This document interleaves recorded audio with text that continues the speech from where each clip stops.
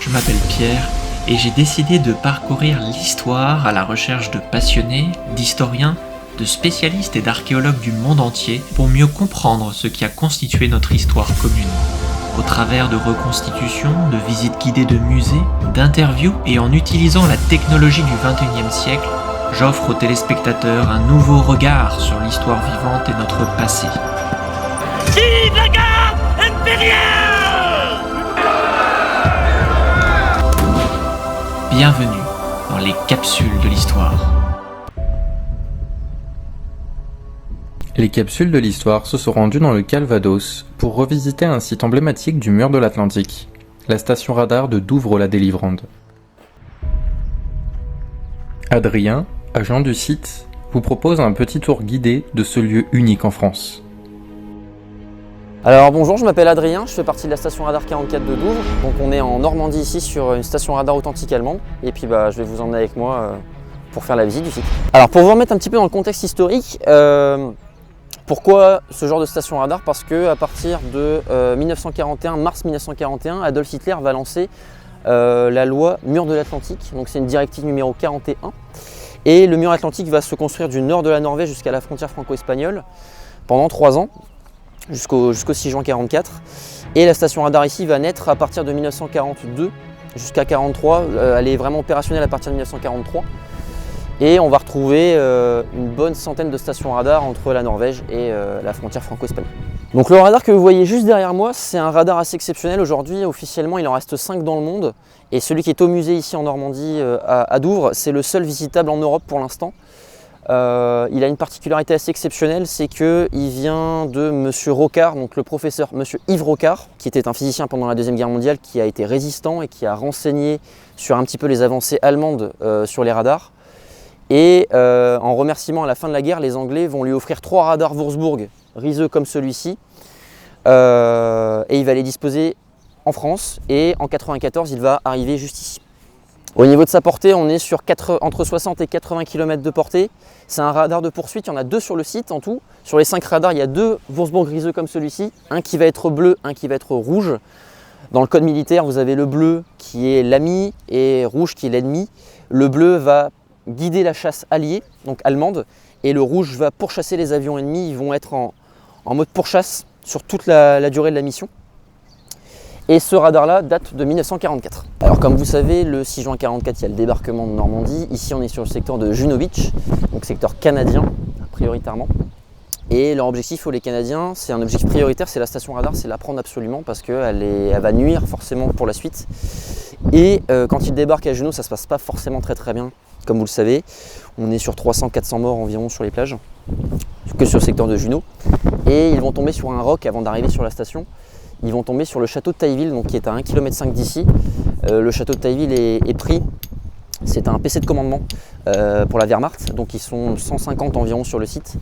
Et les 170 qui vont rester de ce combat vont revenir par ici, les Allemands, et consolider les défenses qui sont tout autour de la station. Donc va s'enchaîner ensuite un petit peu une guerre de position parce que les Allemands vont rester là un petit peu calfeutrés dans les bunkers et vont se faire encercler par environ 1000 soldats anglais et canadiens. Va s'enchaîner 5 assauts différents entre le 7 et le 12 qui vont se solder par de cuisants échecs. Ils arrêtent les assauts qui sont trop coûteux en vie humaine et en matériel, surtout en chars, parce qu'il y aura 5 chars détruits qui seront derrière moi, des chars Churchill. Et à partir du 17, ils vont lancer un assaut final qui va mettre un terme à la station, moins de 2 heures de combat. On est sur 238 prisonniers en tout, 203 sur la zone sud et 35 sur la zone nord. Nous voici sur le site de la station radar.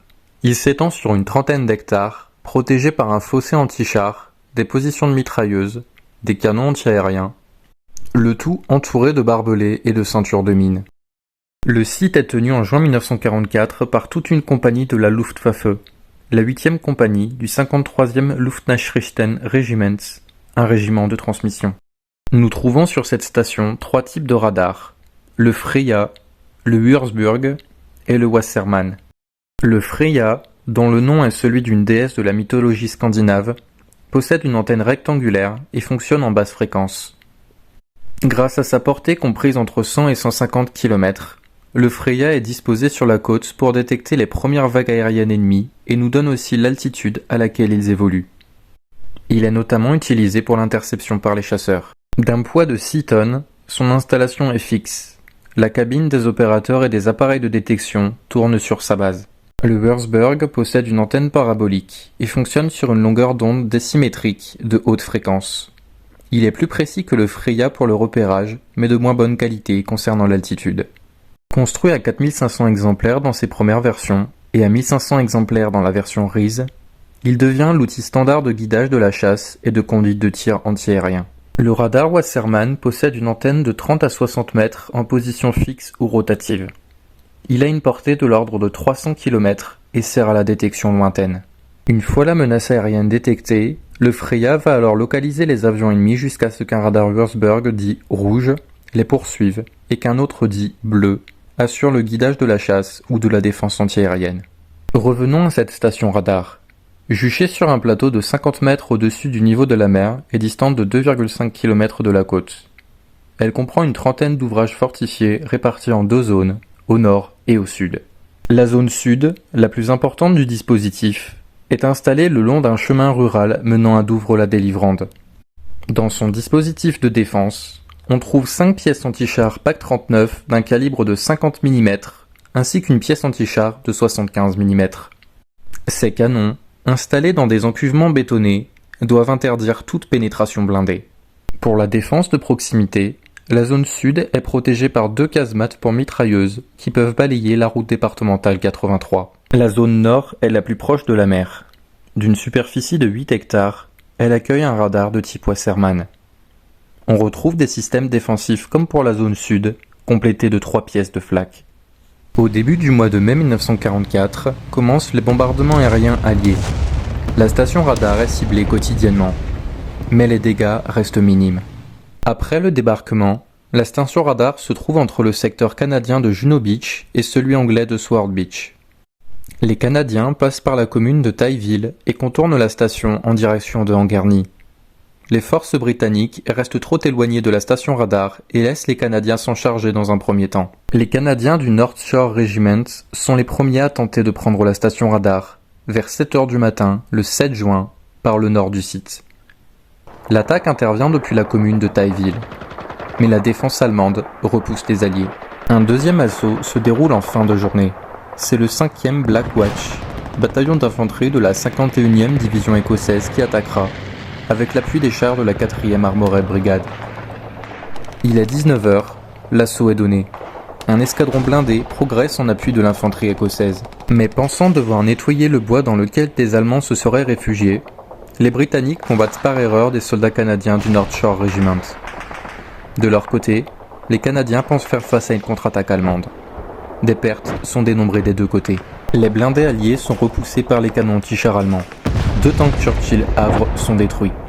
Une seconde attaque a lieu avec d'autres blindés qui parviennent à passer la première ligne de barbelés avant d'être repoussés de nouveau par les canons anti-chars.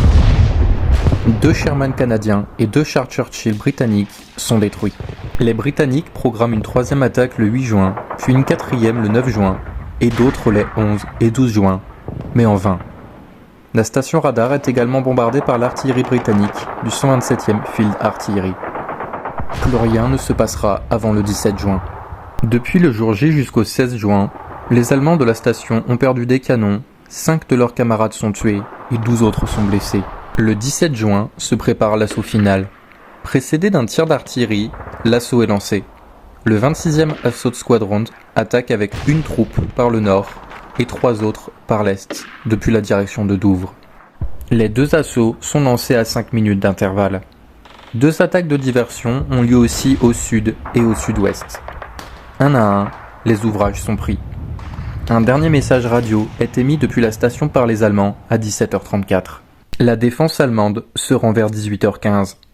Les Britanniques vont capturer 214 hommes, dont 4 officiers, sur les 229 soldats de la garnison. Vers 19h, le site est entièrement sous le contrôle des Britanniques. Après les combats, la radio allemande rendra hommage à ces soldats qui ont tenu ce site. À la fin de l'émission de radio, leur ancien commandant, le docteur Jäger, capitaine de cette unité, conclut : « Garçons, vous avez fait preuve de ce que j'ai toujours attendu de vous. Pendant 12 jours et 12 nuits difficiles, vous avez combattu avec héroïsme. Fidèle à votre serment, vous avez combattu jusqu'à la dernière minute. Avec moi, qui vous ai dirigé jusqu'à la fin janvier de cette année, la nation tout entière est fière d'avoir de tels fils. Pas moins de 7 assauts auront été nécessaires pour venir à bout de la station. Donc comme vous voyez derrière moi, aujourd'hui on accueille un camp de reconstitution assez grand, avec une partie allemande, une partie Helferinnen, donc c'est les femmes dans les transmissions allemandes, et une partie anglaise qui est de l'autre côté avec aussi le camion de transmission radio. Mais tout au long de l'année, on a plusieurs dates assez importantes, comme là le week-end qui est ici, c'est la date de la libération du site, 80 ans après cette année en plus. On va avoir les journées du patrimoine, on ouvre un bunker en plus à la visite, qui est dans son jus 1944. Il est considéré par les gens de la DRAC comme un des bunkers les plus impressionnants en termes de conservation sur le mur de l'Atlantique. Et donc nous on est vraiment passionnés et on met un point d'honneur à ce que les reconstitutions soient vraiment fidèles à ce qui s'est passé en 1944 et avant, pendant la Deuxième Guerre mondiale de manière générale.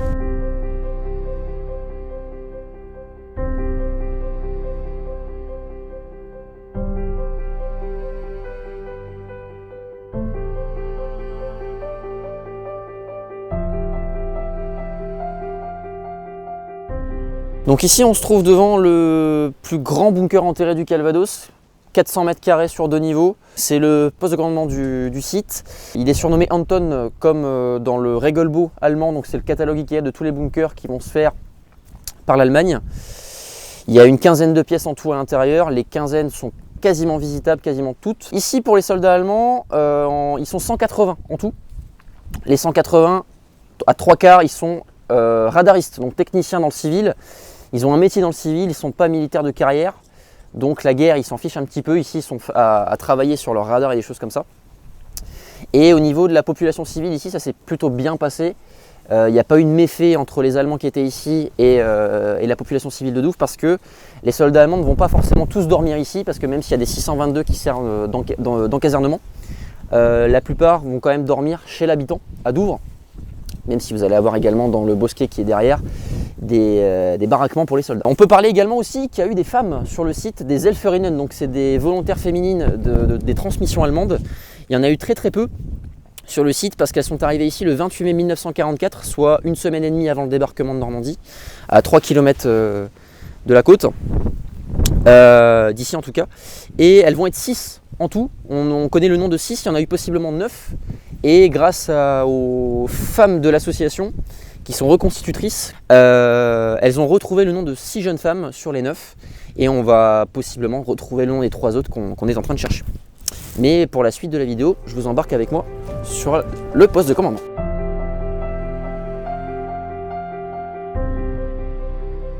Alors ici, on est dans le noyau central de la station, c'est le cœur même du bunker et de la station radar de Douvres. C'est la table Seeburg, donc c'est le centre d'opération des opérations qui sont en cours au niveau aérien. Donc cette carte, elle est un petit peu compliquée à comprendre au premier abord, mais c'est tout simple. En fait, dans la cabine du Würzburg, donc le radar qu'on a vu juste avant, vous allez avoir 3 personnes, un qui va gérer l'écran de contrôle, un qui va gérer l'axe de rotation du radar Würzburg, et le troisième, c'est le plus important, c'est celui qui va communiquer les informations, et il va les communiquer pas n'importe où, il va les communiquer ici. Et juste en bas, au niveau inférieur, vous avez un soldat, un technicien, qui va avoir 4 cadrans différents. Il va les bouger et va faire apparaître un faisceau lumineux qui va apparaître sur cette carte, juste ici, 2 mètres sur 2. Et au fur et à mesure que les coordonnées vont bouger, le point va bouger également. Et le personnel féminin rentre en action et va noter au fur et à mesure l'avancée des troupes aériennes qui sont en place, en cours d'opération. Et ensuite, ça va se mettre juste ici, sur la carte qui est murale. Alors, il y a une petite particularité sur la carte, c'est qu'elle est à l'envers.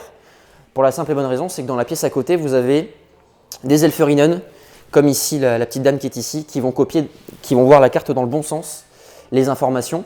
Et ensuite, ça n'est pas terminé. Toutes les informations qu'elles vont recopier vont devoir l'envoyer en demande d'information et demande d'ordre à un PC qui se situe à Bernay. Ici, on est relié avec le PC de Bernay, qui est le PC général pour la Luftwaffe en Normandie.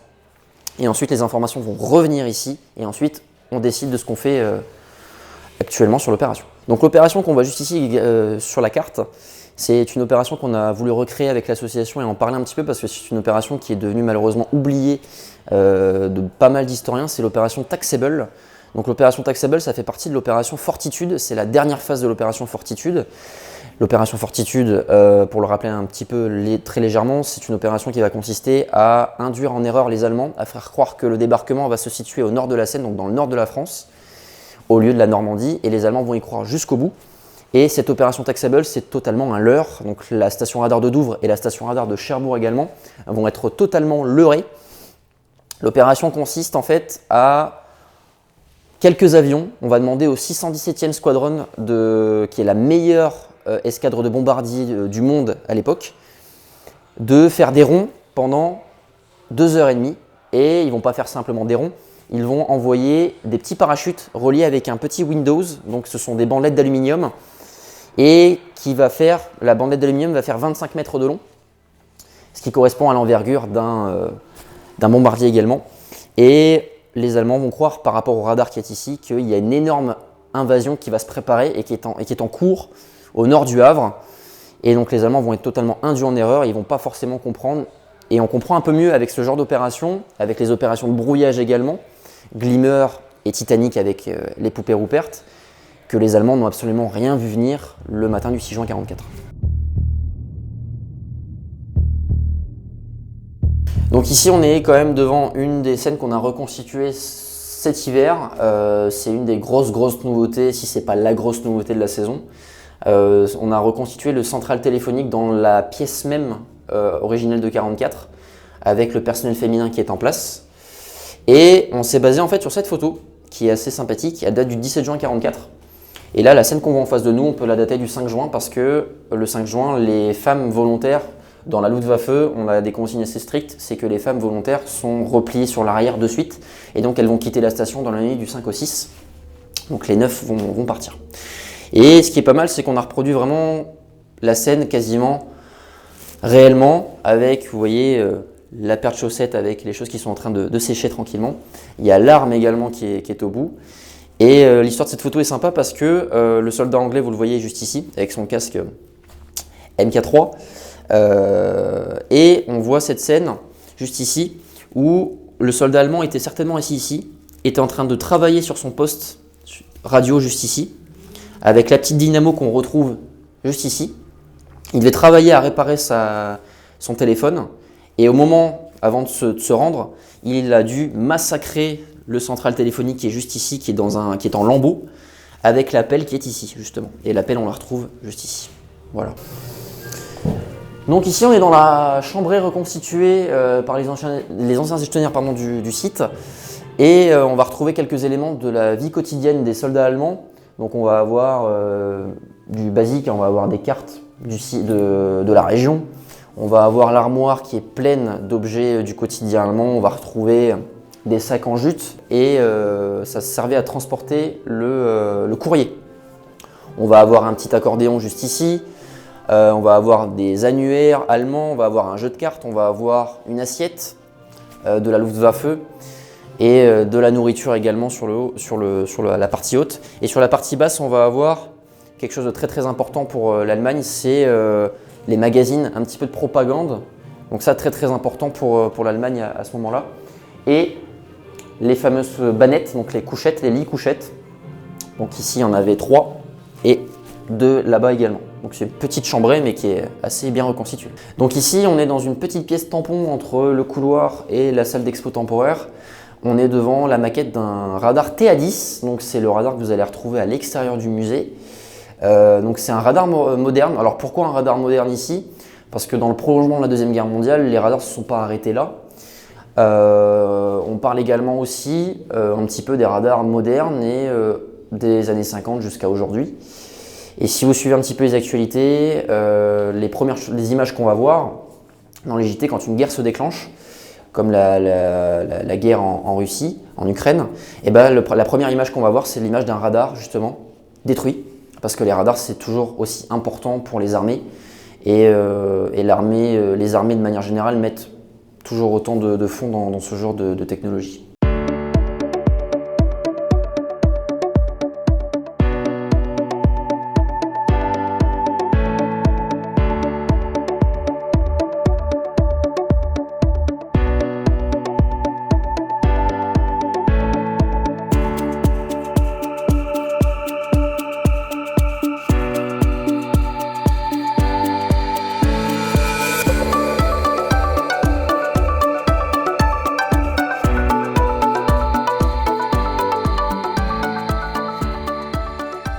Donc là on se retrouve dans la deuxième pièce du H622, donc c'est le bunker d'encasernement pour les soldats. Donc 10 soldats pouvaient dormir dans cette pièce et 10 à côté également. Et dans les grosses nouveautés qu'on a cette année au musée, l'association a racheté un système de ventilation qui est daté de 1943, donc il est quasiment complet. Et il est d'origine de la Deuxième Guerre mondiale, quoi. Donc c'est une très très belle pièce qu'on a réussi à attraper avec l'association. Donc ici on a une carte qui est assez parlante au niveau de la progression du front sur le secteur de Junot. Donc Courseulles-sur-Mer n'est pas présent sur la carte, on pourrait le situer juste ici. Quand les Canadiens arrivent, ils vont arriver par ici et vont arriver sur le château de Tailly, j'en ai parlé tout à l'heure, c'est un des points de fortification qui a été très très fortifié par les Allemands. C'est un PC de commandement de la Wehrmacht, de la IR. Donc vous avez un énorme château qui est ici, qui est toujours présent aujourd'hui. Il y a encore des impacts de balles au niveau du fronton. Et donc les Canadiens vont perdre une bonne partie de la journée à prendre le château. Et sur les 150 qui étaient ici, les 70 restants vont se replier sur la station radar de Douvres, qui est juste ici dans le cercle. 35 hectares, ils vont reconsolider les défenses et vont mieux défendre la station. Donc à partir de ce moment-là, les Canadiens vont arriver ici, vont arriver en fronton par rapport à la station, vont se planquer, comme on dirait dans le jargon, dans ce bois qui s'appelle le bois de Tailleville. Et ils vont attendre. Et de l'autre côté, vous avez les Anglais qui vont faire tout le tour, vont libérer Douvres le 8 seulement, vont arriver ici, il va y avoir des tirs fratricides entre les Anglais et les Canadiens, ce qui est une chose rarissime en temps de guerre. Les Canadiens vont partir, vont libérer tous les villages autour du site, donc Bali, en tout cas Béni et Bali. Ils vont aller sur Colombier-en-Garni jusqu'à Carpiquet. Et les Anglais donc du coup vont encercler toute la station radar, les 35 hectares, environ 1000 soldats vont encercler la station. Et l'assaut final va être lancé à partir du 17 juin 1944 en partant d'ici. Ils vont envoyer ce qu'on appelle les chars fléaux, donc c'est les chars Crabs en anglais. Ce sont des chars Sherman qui vont arriver de ce côté et vont détruire les champs de mines. Donc c'est des chars Sherman avec à l'avant une bobine avec des chaînes métalliques qui vont tourner et battre le sol et vont faire exploser les mines.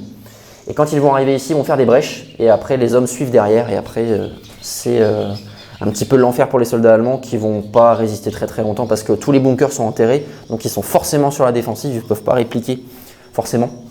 Et donc la zone sud va être libérée et ensuite la zone nord, 238 prisonniers au total. Alors là c'est un nom un petit peu bizarre, Distelfink, c'est le nom de code allemand, donc Distelfink en français ça veut dire chardonneret, c'est un petit oiseau. Distelfink, pourquoi Distelfink? Parce que les Allemands donnent un nom de code à chaque station radar et ces stations radar elles vont être accueillies par une ville. Ici, la ville qui va accueillir la station radar, c'est Douvres. Et la première lettre de Douvres, c'est le D. Et les Allemands la reprennent dans Distelfink. Donc là, Distelfink, Douvres. Il y a plein d'exemples comme celui-ci. Vous allez avoir la station radar Vampire de Vire et la station radar de Saint-Pabu qui est la station radar Pingouin dans le Finistère. Donc ici, on peut retrouver dans la deuxième pièce également, c'est une des nouveautés cette année au musée, c'est une exposition sur les mines. Donc le secteur Cholet, c'est un secteur qui n'est pas beaucoup évoqué dans les musées, même pas du tout. On est les premiers à en parler, le secteur Cholet. C'est un secteur qui va de Ouistreham jusqu'à Courseulles, donc c'est l'actuel quasiment cœur de Nacre avec Caen-la-Mer également pour les intercoms. Et c'est un secteur qui va être absolument déminé par la population et par les soldats allemands prisonniers qui vont rester ici pendant 2 à 3 ans, voire 4 ans pour certains, et vont déminer absolument tous les sites, notamment comme celui-ci, mais le site sera entièrement déminé, la station radar de Douvres, que dans les années 50 seulement. Donc on va pouvoir retrouver des mines, des types de mines, la Tellermine 42 qui est ici, des mines en béton qui fait beaucoup de dégâts, et on va retrouver aussi la mine la glace mine, donc la mine en verre également. Donc j'espère que ça vous a plu la petite visite offerte par Pierre et la chaîne des capsules de l'histoire qui est vraiment géniale. N'hésitez pas à vous abonner, c'est une super chaîne. Et puis par moi-même également pour la visite, pour ce petit moment qu'on aura passé ensemble. N'hésitez pas à revenir au musée pour vraiment nous rencontrer parce qu'on est associatif, on est là pour se faire plaisir, on fait souvent des visites guidées de manière assez inopinée, on en lance une quand il y a un petit peu de demande. Et on est une équipe vraiment de vrais passionnés. Et c'est des visites guidées qui durent environ 1h30 jusqu'à 2 heures si vous êtes bavard avec nous. Et on est sur un site qui fait 3,5 hectares, donc il y a quoi raconter. L'histoire ici, elle est totalement folle. Et n'hésitez pas, on est le musée franco-allemand, donc on incarne aussi également les valeurs de réconciliation entre la France et l'Allemagne. Donc on espère porter un projet pour le futur. Je ne peux pas en dire plus pour l'instant, mais on espère porter un gros projet. Et donc on est prêt à vous accueillir les bras ouverts.